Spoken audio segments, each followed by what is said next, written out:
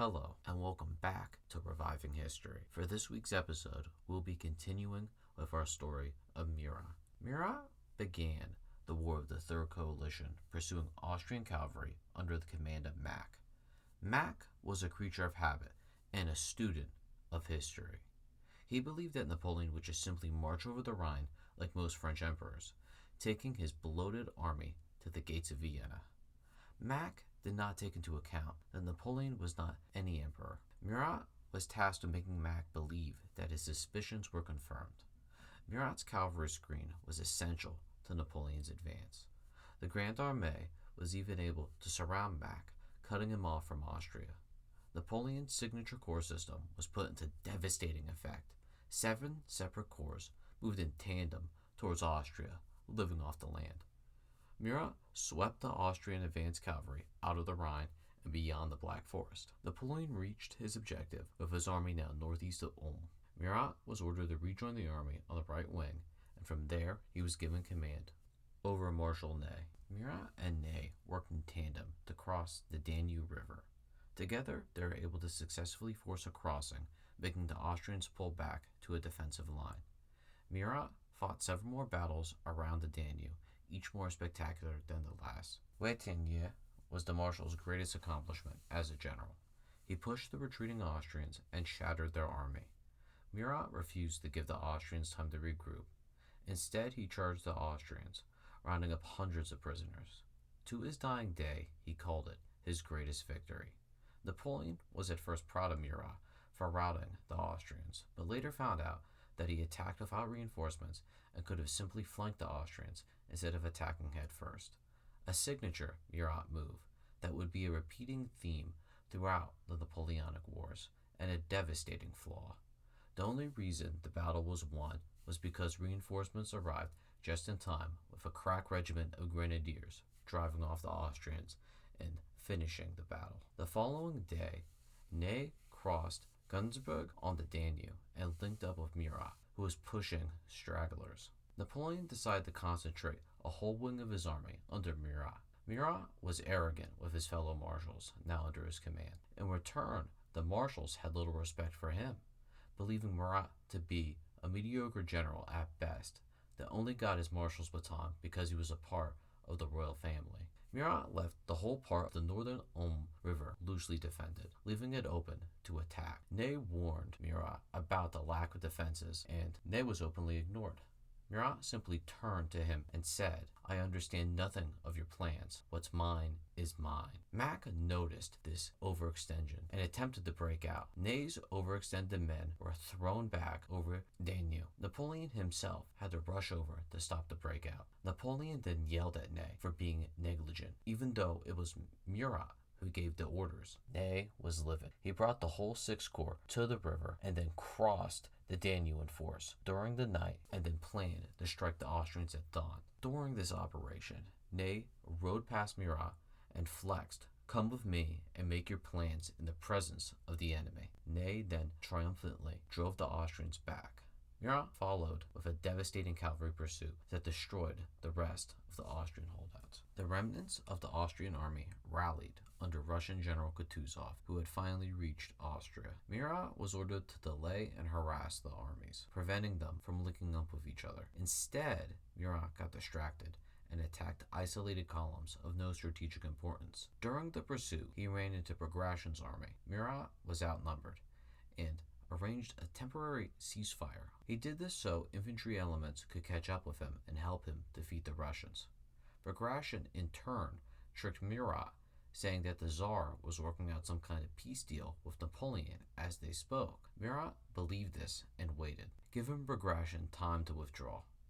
Napoleon found out about this ceasefire and wrote a fiery letter to Murat, saying, "I cannot find words to describe how upset I am." Murat was enraged upon finding out that he had been played and attacked in force with Lane's and Salt's corps. The fighting was bloody, with Bagration getting destroyed. Half of his men already withdrew when the attack came. The survivors reached Austerlitz, and that's where the Russians and Austrians made their stand. At the world-changing Battle of Austerlitz, Murat commanded the left wing and fought Bagration's corps once again. this time on the defensive. During the battle, he was almost killed by Russian dragoons who attacked him while he was isolated. Barely escaping with his life, Murat regrouped and pushed forward, rallying his men behind him, and finally destroying Bagration's army once and for all. After Austerlitz, Napoleon's reign was consolidated, and he dissolved the Holy Roman Empire. Napoleon then created a group of client states known as the Confederation of the Rhine. Napoleon gave Murat some German states as his reward. He was given the Duchy of Berg along with the title of prince. Murat moved to his duchy after the war and immediately got bored. The land was too small for him, so he started looking in the direction of Prussia in search of new land. Murat even claimed a bunch of Prussian territory for himself. Tensions were already growing between Prussia and France after the Battle of Austerlitz. Napoleon had to write to Murat, telling him to stop claiming Prussian land or France will be drawn into a war. Napoleon wrote, "You have brought a touch of disgrace on my arm." Murat temporarily stopped instigating the Prussians and went to Paris to instead lobby for land within the Confederation of the Rhine. His request was granted, and he was given more states and tributaries along the Rhine. Napoleon did this mostly to shut the Marshal up. Murat was openly disliked amongst the German nobles. His flamboyant attitude did not mix well with the stern Germans. In order to make peace with the nobles, he joined the Order of the Golden Fleece.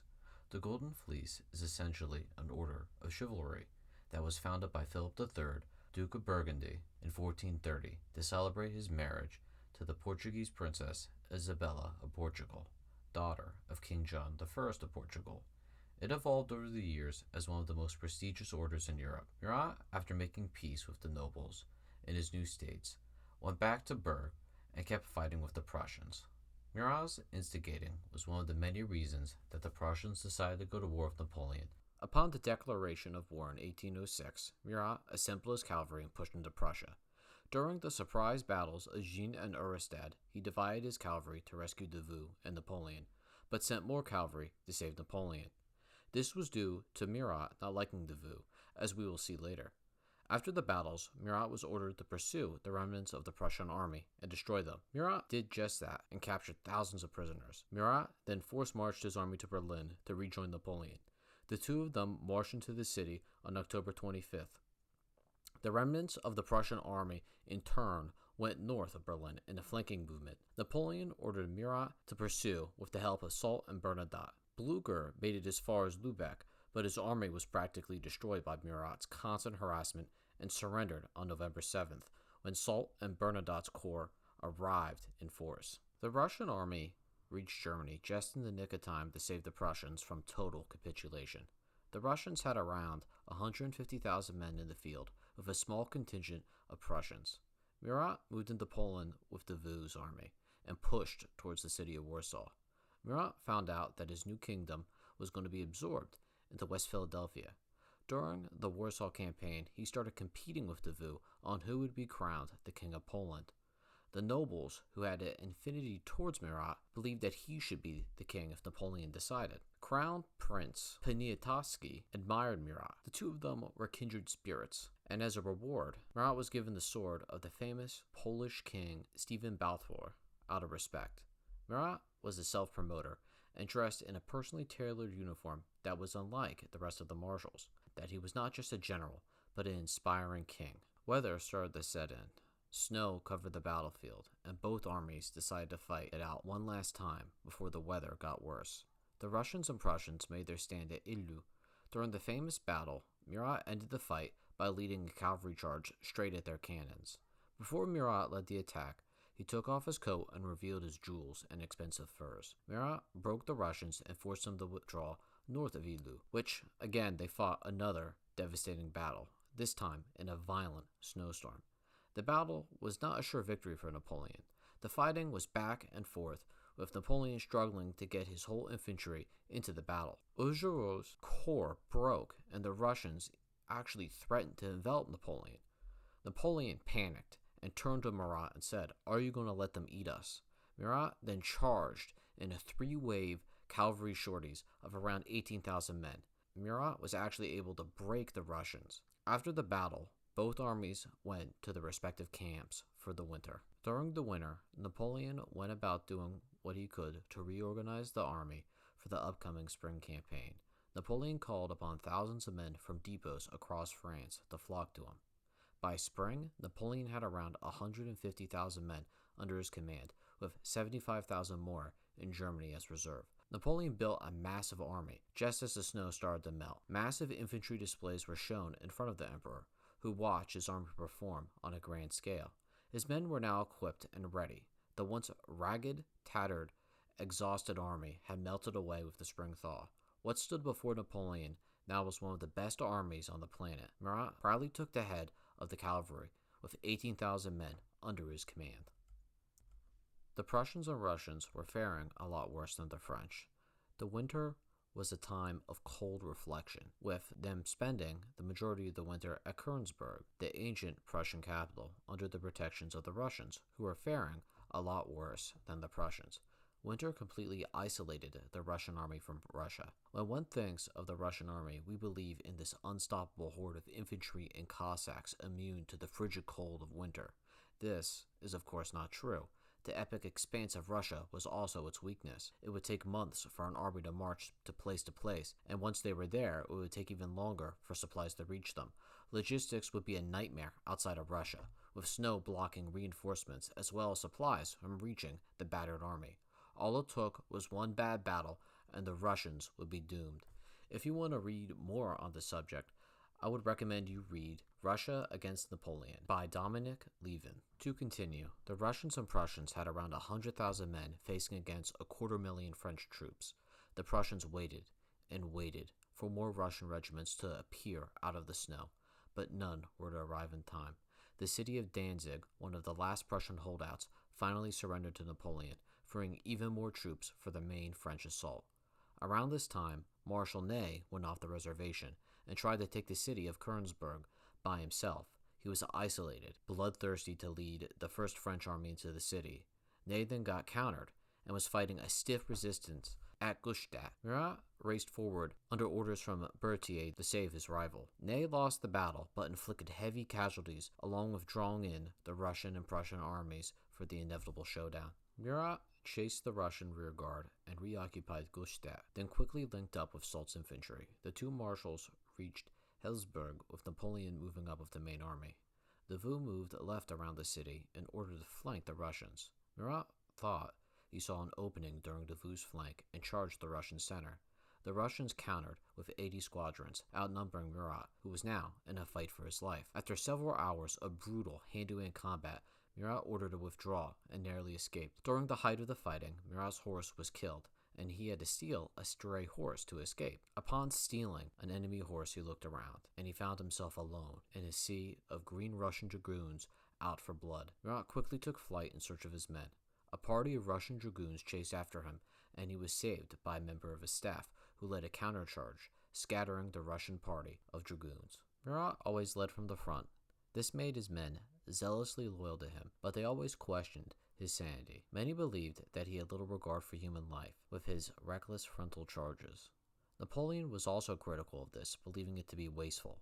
Davout was one of the few marshals brave enough to call him out on it. For doing so, it would almost cost him his career. These stunts would cost Murat his spot at the Battle of Friedland on June 14th, but he still took part in the post-battle pursuit against the Russians. Murat once again fought Bagration, his equal, who was able to stall Murat. The marshal reached Tist on June 19th and was about to attack, crossing the river in force, but the Russians came forward with a flag of peace, requesting to speak to Napoleon. During the Tist negotiations, Murat arrived in his king's costume in hopes of attaining the Polish crown. Napoleon in turn called him a clown and told him to dress like a general. During the negotiations, Murat forever lost the crown of Poland. Instead, he was rewarded territory in Prussia and Holland, and then quickly shuffled off to Spain. We do not know if Murat stopped by his childhood home on the way to Spain, but it would be the last time he would be in the area.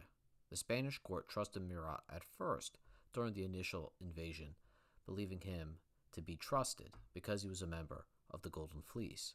Murat tried to work out a peaceful resolution with the Spanish, but he had no negotiating power, and the situation quickly deteriorated. In fact, the deeper Murat went into Spain, the more concerned he got with the situation. Officers were being killed in the streets, and soldiers were being kidnapped. The Spanish court called for war against the French. On paper, Napoleon was just simply marching his army through Spain to invade Portugal, the last of the British allies. While in reality, Napoleon was attempting to kill two birds with one stone. He wanted the Spanish crown for himself, along with defeating the Spanish before they switched sides. Murat, of course, had no idea of Napoleon's true intentions and moved with caution. He was not told about this grand scheme of the invasion of Spain, in fear of the Marshal taking the Spanish crown for himself. Murat was frustrated and confused, with a trickle of misleading orders arriving piecemeal. Regardless, he pushed forward. Murat was halfway to Madrid when he heard news of a massive revolt engulfing the city. The Spanish court was openly fighting one another on who should inherit the crown. Now, I'm not going to go into too deep of detail about the inner workings of the Spanish court, and the Peninsula War in itself only being a brief footnote in the Marshal's life. Napoleon gave Murat 40,000 men to restore order. On March 23rd, he entered Madrid at the head of his men. He ordered artillery be placed around the ridges of the old city. Murat anticipated a battle for control of the city, with his men fighting street to street, house to house. He ordered his men to fix bayonets and march in column formation. Instead of rocks and sporadic musket fire meeting the French, they were met with cheers and were given homemade wine. The Spanish people believed that the French were there to sort out the royal court. Murat was able to get the royalty to temporarily stop fighting each other upon entering the city. They all agreed to settle down and wait for Napoleon to arrive. Murat locked the city down. He arrested rivals and pretenders. The Madrid population at first remained supportive of Napoleon, but once they figured out Napoleon's true intentions, things quickly changed. Thousands of peasants flooded into the city under Murat's nose. Murat cared little about the intelligence reports that the city was about to explode into a massive revolt. Murat believed the mess was over. He believed in the false smiles of the Spanish populace. Underneath the surface, war was brewing. Murat struggled to put out the flames, but he was able to put down the revolt. Thousands of men were killed on each side. During the riots, Murat had his cannons rain down fire upon the city, and also ordered some artillery batteries to go into the city itself and guard choke points and bottlenecks. The canister shot worked almost too well. This was not the first time Murat obviously used this method of warfare. Under Napoleon, he used canister shot in the streets of Paris. Even though Murat was outnumbered by the peasants, he won the battle and was able to retake control of the city. Napoleon decided to give his brother, Jerome, the crown of Naples. Murat, of course, wanted the crown for himself, believing he was entitled to it for not getting Poland. Murat imagined himself being the ruler of the massive Spanish Empire, the ruler of millions. This, of course, was not to be. Instead, Napoleon decided to give Murat the crown of Naples, Jerome's old kingdom. This wasn't Spain, but it was a start. Murat immediately left the smoking ruins of Madrid upon hearing the news, leaving behind the Peninsula War forever. Naples was a tributary of France, and Murat was surprised on how little control he would have over his new kingdom. He was simply a military governor, something that he's been many times throughout his career. Murat was called throughout Italy Giacomo Napoleon. Basically, Giacomo is the Italian word of honor that means noble, so Murat's new name was Noble Napoleon. In spite of this, Murat was thankful and wrote to Napoleon expressing his gratitude. When Murat got to Naples, the people welcomed him, throwing a massive party through the streets. Afterwards, Murat got to work on statecraft, and he found out that his kingdom was bankrupt, without an army, and ill-equipped, with only a few small ships that were supposedly called the Navy. All the talented officers and administrators left with Jerome. Jerome spent away the treasury on massive infrastructure projects that just turned into money pits. Murat would have to build an army from the ground up along with everything else. Murat's primary concern was the army. He was a soldier after all. Murat was, at first, a decisive ruler. He wrote as fast as he rode a horse, and quickly improved the quality of life for the population of Naples. He pardoned upstarts and deserters.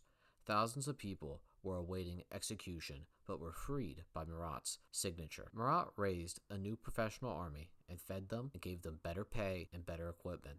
Murat was also able to bring a group of well-trained and talented French officers into his kingdom and promoted them to generals. Once his army was created, Murat searched for a new expedition. The king and his new army took the poorly defended island of Capri, which had a mixed garrison of Italian and English soldiers. Murat took the island by landing his army on the far side of the island that was undefended and marched up to the city gates, while his small navy of gunboats bombarded the town. Afterwards, Murat would give the island to the Spanish crown, which the French were actually currently fighting with in Spain. This infuriated Napoleon that he gave the islands not to Jerome, the French Empire official Spanish king, but to the Allies' Spanish king. Murat would repeatedly do this. He would repeatedly have this independent, rebellious streak, like a father and son. Napoleon and Murat's relationship would continue the spiral, to a point where Napoleon considered overthrowing Murat. What began the troubles was that Murat refused to implement the Napoleonic Code. Napoleon believed that this rule of law was universal. It was something not to be altered. Murat refused to listen to his brother-in-law, knowing that the Napoleonic Code was deeply unpopular in Naples. Napoleon's divorce law alone was despised by the Neapolitans. Murat and Napoleon clashed over almost every administrative detail. Napoleon even went as far as to go around Murat's head, writing to Murat's generals and ministers. Napoleon believed Murat was nothing more than a simple military governor and hated the lack of control he had over his brother-in-law. Murat became increasingly more concerned with Napoleon's erratic behavior. Not wanting to start a war between the two nations, Murat went back to Paris several times to try and resolve the issue. Napoleon, on the other hand, was cold and distant. When the Austrians went to war with Napoleon in 1809, the emperor found something better to do and left the king alone for a while. During the war, Murat was ordered to send his army north to garrison the entirety of Italy, while the northern Italian garrison, moved into Austria. Murat moved his capital temporarily to Rome and started preparing for a hypothetical British invasion, while at the same time having his men take over garrisons in the north so they could march against the Austrians. Murat's intelligence officers believed that the British were planning to land in Naples and started an uprising, creating a new front similar to Spain. A small British expedition attempted to land in Naples, but failed with a naval battle ending in a draw.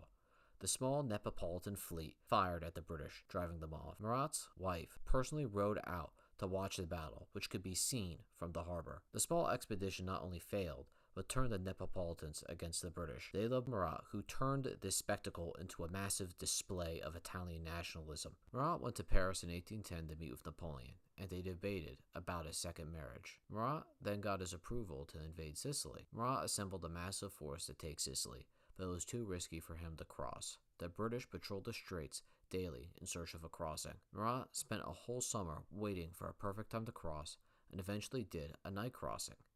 He was able to achieve what was essentially a diversionary landing, with only one ship sneaking across the British squadrons, but upon their landing, they surrendered en masse. Murat tried to cross personally, but he was cut off by a British frigate and was forced to turn back. The 3,000 men that did make it across were left to their fate on Sicily. Several more crossings were attempted, but each failed due to poor weather. After the failure, Napoleon sent a wave of letters to Murat, belittling him. Murat felt that he might be purged and wanted to clear the situation with Napoleon personally. Murat was then scared at first to leave Naples. The French ambassador warned that if he left Naples, Napoleon might not let him return. Murat decided to take a risk and reaffirm his loyalty to Napoleon. Napoleon and Murat then reconciled, with Napoleon needing Murat for the Russian invasion. Murat personally volunteered his army and services for the Russian offensive. Napoleon agreed and returned all Italian troops previously in service outside of Italy, giving them back to Murat. And throughout the past coming years, Murat would raise an army and Napoleon would just take it away from him and put it somewhere else. And I think Napoleon did this because he was mostly afraid of what Murat would do with an independent army. As an exchange was that Napoleon, during this tension after this failed Sicilian landing, he knew that Murat really didn't have an army, and that if Murat was commanding French troops, he couldn't cause trouble if Neapolitan troops returned back to Italy. So it's really just some interesting maneuvering on Napoleon's part. But anyway, the Neapolitan situation was just a complete mess. I mean, Murat really did his best, but I think at a certain point, these Sicilian expeditions really failed in the end, and that was due to the inability to fight the British Navy. Napoleon massed around 500,000 men for the upcoming campaign. The army would only be half French, with the majority of the army being made up of foreign conscripts from Napoleon's European empire. Germans, Dutch, Italians, Poles, Prussians, and Austrians all marched east under one flag. Napoleon gave Murat the honor of commanding a large portion of the cavalry, roughly 36,000 men in total. Murat decided to bring a portion of his court with him on the upcoming Odyssey. He brought servants, pages, and scribes. On top of that, he brought his own personal wagon train leading all the way back from Naples, bringing the best fine Italian cuisine that could be bought. Murat's court would be one of the best fed on the march. Murat would also bring a popular Parisian chef who would personally make and tailor each meal for Murat and his court. Murat spent a couple weeks in Paris gathering supplies and joined Napoleon in East Germany. Murat's campaign began with Napoleon wanting to attack the Russians at Wilia, a city in modern-day Lithuania, which had a massive gunpowder reserve. Napoleon ordered General Montbern to take the gunpowder reserves. Napoleon did the signature move where he went over Murat's head and broke the chain of command, personally ordering Montbern to take it. Murat intercepted Montbern on the march and told him to return back to his post. Napoleon, upon finding out that Montbern returned instead of attacking the city, rode up to Montbern and personally screamed at him. Montbern tried to explain what happened, but Napoleon refused to listen. This was a rare outburst from Napoleon, partially because Montbern was a veteran since the beginning of the Revolutionary Wars.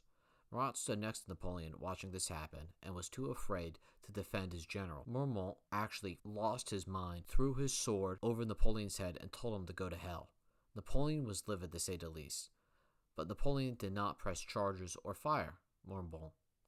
This was due to Murat talking to Napoleon about the confusion in the chain of command. Napoleon was not this unapproachable godlike figure. Foot soldiers would commonly speak to him frankly on issues. If Napoleon spoke out of line, officers would fight back. This kept Napoleon in check and prevented him from losing touch of his men. To continue, Murat kept moving eastward in close pursuit of the Russians. Murat fought countless battles against Bagration's rearguard once again, but this time Murat was the one losing. Hundreds of horses were dying every day under his command due to lack of rest. This inevitably slowed down the pursuit. By the time Murat reached the outskirts of Smolensk, he had 1/3 of his cavalry remaining. After the Battle of Smolensk, Murat was assigned to serve with Davout in the final push to Moscow. Murat's army was a lot smaller now, and Murat had to order his cavalry to stop scouting in small groups of under 50 men. This was due to the Cossacks, who were unrelenting and would prevent proper reconnaissance and foraging. If the horses did not die from exhaustion, they would die from ambushes. The Russians had a lot more horses than the French, due to it being the only means of transportation across the empire. Finally, the strength of the Russian Empire was working in their favor. Murat and Davout were never friends and almost came to dueling when they were working together. The king was headstrong and constantly attacked the enemy till they were broken, while Davout was tactful and had a better understanding of grand strategy. Murat believed that the Russians were broken, while Davout believed that they were retreating in good order, baiting them deeper into the country. The fighting got to a point where Napoleon had to step in and try to resolve the issue. This would not be the last time Davout and Murat would come to blows. Murat even called Davout out during a meeting with the emperor in front of the other marshals, a grave insult. Murat pursued the Russians till they reached the outskirts of Borodino. At the Battle of Borodino, Murat led charges and countercharges, and even stormed redoubts personally. He took control of Davout's corps of infantry after Davout was wounded, and stormed the redoubts on foot. After 15 hours of fighting, Murat would soon lead the pursuit, leading what was left of his cavalry to Moscow. Murat was not ordered to engage the Russians during the final leg of the journey. Napoleon was tricked into believing that a deal was going to be made any day between Tsar Alexander and Napoleon, so the army was going to remain unmolested. Murat, while in Moscow, tried to re-equip his men the best he could and try to find food to feed them, which there wasn't much food. Napoleon then sent Murat south before the retreat to attempt to hold control of supply lines. Once the snow started to arrive, Murat rejoined Napoleon. During the famous retreat from Moscow, he rode with Napoleon in his carriage back into Poland and never left his side, protecting him from the Cossacks. During the retreat, Murat argued with Davout some more and was actually given command of the remnants of the army, while Napoleon went back to Paris to raise an army before the 1813 campaign. In the middle of central Poland, Davout and Murat had their final showdown, and Murat started to lose his mind. After Napoleon left for Paris, Murat proceeded to have a mental breakdown. He was a broken man, a shell of his former self, that only a few months prior marched into Russia with 36,000 men under his command and a personal chef. The army was in ruins, cold, sick, and hungry. This overwhelmed Murat, who dreamed of going back to the tropics of Naples. Murat witnessed the death of the largest army the world has ever known and refused to go down with the ship. Murat lost all faith in Napoleon. The Austrian and Prussian armies on his left and right were in great condition. They didn't join Napoleon on the final leg of the journey to Moscow and were in great shape to change sides. After Napoleon left to go back to Paris, the king ordered a general retreat, saying to Berthier, Napoleon's chief of staff, I do not mean to get myself caught in the hole. Murat had his army move to Cavigno. During the final leg of the journey, the men actually had to abandon the small amount of baggage trains they had left, leaving the last of the loot that they brought from Russia behind. Once the army made it back to Convoi, Berthier asked Murat what the orders would be for the army. Murat snapped back at Berthier, give the orders yourself. Berthier then wrote to Napoleon that the King of Naples is incapable of being an active commander. The following day, Murat would lose the respect of the army and his fellow marshals. Murat wanted to order a general retreat to the old Prussian capital of Königsberg, leaving behind East Germany and the defensive river line. The marshals said that was ridiculous. Murat replied, what can we do to save a madman? This cause is lost. There is not a prince in Europe who would now trust his word or his treaties. As for himself, he must be sorry he had rejected advances made to him by the English, only for that he would still be safe on his throne as the Emperor of Austria or the King of Prussia. This was obviously blasphemy. Davout stepped forward, his face blood red, and screamed, you are only king by the grace of Napoleon and the cost of French blood. Murat fought back. I'm as much as the King of Naples as Francis is Emperor of Austria, and I could do what I please. Murat, after his rant, knew he went too far and went back to writing and issuing orders about tactics and reorganization of the army. Murat on the 21st December made a secret deal with the Austrians for their army to return back to Austria as a show of good faith. Murat started thinking about how he could save his own crown. He believed that working with the Austrians was his only chance of saving his own skin. Murat moved his army to Königsberg and left East Germany to the fate of the Russians. After the move, Murat then left the army, claiming that he was too ill to lead it. Murat left at the worst time possible. The Prussians changed sides, forcing the French to withdraw once again. Murat didn't much care and raced home. Napoleon wrote about Murat's betrayal, saying, to me, the conduct of the King of Naples seems utterly irregular and such that I am almost inclined to have him arrested as an example to the others. He is a brave man on the battlefield, but he is lacking the consistency and moral sense that is needed of a French officer. Upon Murat's return, his wife Caroline went to work on damage control, knowing that the kingdom was in a bad spot. The majority of the Italian army was still fighting in Spain, fighting a losing battle. This opened Naples to being invaded from Napoleon or the Allies. Caroline went to work to try to get their army returned to Naples. This would require all the skill and luck and determination that a Bonaparte could offer. Murat, on the other hand, sent diplomats to Britain and Austria. He offered to join the Allies in exchange for the safety of his crown. The Allies were hesitant to accept his proposal. The British wanted to wait till they knew what was going to happen in the upcoming campaign with Napoleon, this final showdown in Germany. Napoleon at first looked like he was going to win the 1813 campaign. Napoleon's ministers kept a close eye on Murat and reported the dealings personally to the emperor while he was on campaign. Napoleon refused to send Neapolitan troops back and even threatened war with Murat unless he sent more troops into Germany. Napoleon knew full well Murat's intentions. Napoleon even ordered his newspapers to write hundreds of articles depicting Murat as a traitor. This enraged Murat. He wrote to Napoleon threatening that he would unleash a newly raised army of 40,000 men if he was backed into a corner. Napoleon and Murat both knew that his entry into the Allies would force the total French withdrawal from Italy. So Napoleon compromised, saying that his army could return to Naples if he personally traveled to Germany, joining him in the life and death struggle for the empire. Murat accepted Napoleon's request and joined him in Dresden. Murat arrived at the city right before the Battle of Dresden. The Allies were converging on all sides, and Napoleon needed Murat desperately. He was the only person that could successfully rally his now weakest arm in the army, the cavalry. Napoleon and Murat had effectively killed every horse in Europe during the Russian invasion. The once strong war horses were gone, and all that was left was weak civilian cavalry. Murat was a legend within the cavalry, and the mere mention of his name would be giving the much weakened cavalry arm hope. On the second day of the Battle of Dresden, Murat attacked in a devastating counterstroke, smashing into the retreating Austrians. The heavy rain spoiled the Austrian gunpowder, preventing the infantry from effectively fighting off Murat's attack. Thousands were taken prisoner, and the Allies' confidence was deeply shaken. This would be an outlier in the campaign. Following the surprising victory, a string of defeats would hit the Grande Armee. Ney, Von Damme, and MacDonald suffered devastating defeats against the Allies. The Napoleon avoidance strategy was highly effective. The Allies were steadily making gains and forced the Emperor to retreat to Leipzig. Murat covered the rearguard to the city and fought the bloodiest cavalry engagement of the campaign. The combined Austrian Cossack force suffered heavy casualties and were forced to withdraw. On the first day of the Battle of Nations, Murat was held in reserve till late in the day. Napoleon committed all his cavalry against the Russians. Murat took the right flank and charged and scattered the Russian cavalry. The French cavalry made its way, breaking past the Russian infantry, but got bogged down in the wet swamps that surround the city, and Russian artillery opened up on the cavalry. Tsar Alexander was close to the front line when the charge happened, and even made out Murat, who was in his usual golden garments. The Tsar went to an advisor and turned to say he is trying too hard, to pretend that he's on Napoleon's side. On the second day of the battle, Murat, in fact, met with diplomats who were negotiating with the Austrians at their headquarters. The Allies promised to let him keep his kingdom if he changed sides. Murat took this under heavy consideration. On the final day, Murat spent most of the battle in reserve and only fought a brief countercharge. After the battle, Murat rode with Napoleon during the retreat from the city and then promptly deserted the army. He promised Napoleon that he was heading back to Italy to defend against the Austrian invasion.